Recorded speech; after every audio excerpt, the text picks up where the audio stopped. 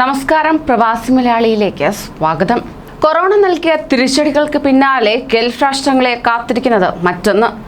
കൃഷിക്കും കാർഷിക ജീവിതത്തിനും വൻ തിരിച്ചടിയായി വെട്ടുക്കിളികൾ തിരിച്ചെത്തുന്നതായി UN ഭക്ഷ്യ കാർഷിക വിഭാഗത്തിന്റെ മുന്നറിയിപ്പ് ലഭിച്ചിരിക്കുകയാണ്. മരുപ്രദേശത്ത് കാണുന്ന വെട്ടുക്കിളികൾക്കെതിരെ കഴിഞ്ഞ വർഷം കാര്യക്ഷമമായി ഇടപെടലുകൾ നടത്തിയെങ്കിലും ഒരിടവേളയ്ക്ക് ശേഷം ഇവ പൂർവാധികം കരുത്താർജിച്ചുകൊണ്ട് തിരിച്ചെത്തുകയാണെന്ന മുന്നറിയിപ്പാണ് ഇപ്പോൾ ലഭിച്ചിരിക്കുന്നത്.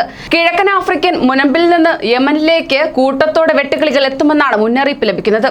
അനുകൂലമായ കാലാവസ്ഥയും വ്യാപകമായ മഴയും വെട്ടുകിളികളുടെ പ്രജനനത്തിന് സഹായകമായെന്നും കിഴക്കൻ എത്യോപ്യയിലും സൊമാലിയയിലും ഇവ വൻതോതിൽ പെറ്റുപെരുകിയെന്നും FAO കഴിഞ്ഞ മാസം അറിയിച്ചിരുന്നു. ചെങ്കടൽ തീരത്ത് വീണ്ടും പുതിയ പ്രജനനം വർദ്ധിക്കാനിടയുള്ളതിനാൽ വരുന്ന മാസങ്ങളിൽ വെട്ടുക്കിളികൾ വൻ പ്രതിസന്ധി സൃഷ്ടിച്ചേക്കുമെന്നാണ് കരുതപ്പെടുന്നത്.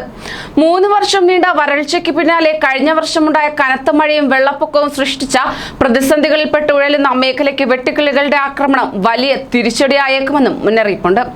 ഇതുകൂടാതെ കോവിഡ് മഹാമാരി ഏൽപ്പിച്ച ആഘാതവും ജനങ്ങളെ വലയിക്കുകയാണ്. ഒരു ചതുരശ്ര കിലോമീറ്റർ വരുന്ന വെട്ടുക്കിളികൾ ഏതാണ്ട് 35,000 പേർ ഒരു ദിവസം കഴിക്കുന്ന ഭക്ഷണം കഴിക്കുന്നു. സൗദി അറേബ്യ വർഷങ്ങളായി വെട്ടുക്കിളികളെ തുരത്താനുള്ള ശ്രമം നടത്തി വരുന്നുണ്ടെങ്കിലും ഇത്തവണ ഇവിടെയും പ്രശ്നം സൃഷ്ടിച്ചേക്കുമെന്നാണ് വിദഗ്ധർ വിലയിരുത്തുന്നത്.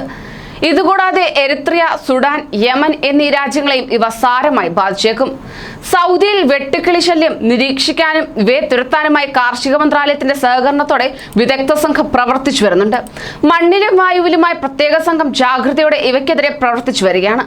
മിശ്രപ്പുക്കുകളായ വെട്ടുകിളികൾ മിക്കവാറും എല്ലാ കാർഷിക വിളകൾക്കും വെല്ലുവിളിയായി തീരുന്നു. ധാന്യവിളകൾ പോലെ തന്നെ ഈന്തപ്പനകളെയും ഇവ കൂട്ടം ചേർന്ന് ആക്രമിക്കുന്നത് പതിവ് കാഴ്ചയാണ്.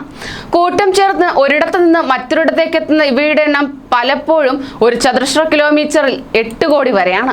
കഴിഞ്ഞ വർഷം അസറിന്റെ തെക്ക് കിഴക്കൻ ഭാഗങ്ങൾ, നജ്റാൻ, കിഴക്കൻ മരുപ്രദേശം തുടങ്ങിയ മേഖലകളിൽ വെട്ടുകിളികളെ തുരത്താൻ 40 ടീമുകളെ സൗദി അധികൃതർ നിയോഗിച്ചിരുന്നു. ഒമാൻ, ഈജിപ്ത്, ഖത്തർ തുടങ്ങിയ രാജ്യങ്ങളും ഇതിനെതിരെ രംഗത്തെത്തിയിരിക്കുകയാണ്. കൂടുതൽ പ്രവാസി വാർത്തകൾക്കായി ഈ ചാനൽ സബ്സ്ക്രൈബ് ചെയ്യൂ.